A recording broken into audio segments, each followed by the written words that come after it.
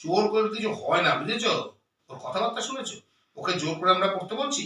আচ্ছা, পড়াশোনা না করলে যে ভবিষ্যৎ অন্ধকার সেটাও বোঝে না? বুঝি তো। যতই পড়ি না কেন, কদিন বাদে ঘাট ধরে বিয়ে দিয়ে দেবে।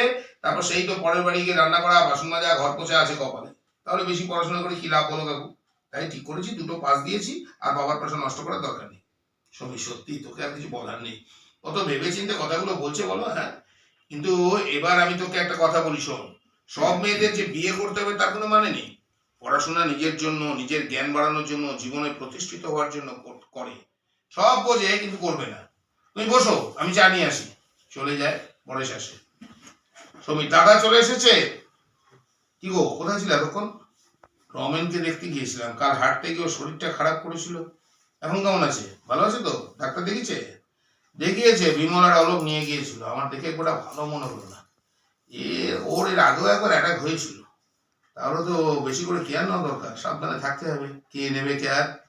ও স্ত্রীও অসুস্থ, বুড়ো বুড়ি একা থাকে। ছেলে বউ এখানে থাকে না, আর খোঁজও নেয় না। যে কটা টাকা পেনশন পায় তাতেই কোনো রকমে চলে।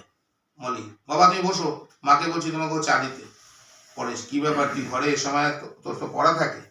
ওই কাকু আসলো তাই আর দিলাম না। কাকুর সাথে কথা বলার তো কেউ নেই, আমি পড়তে গেলে চলে গেলে কি করে হবে?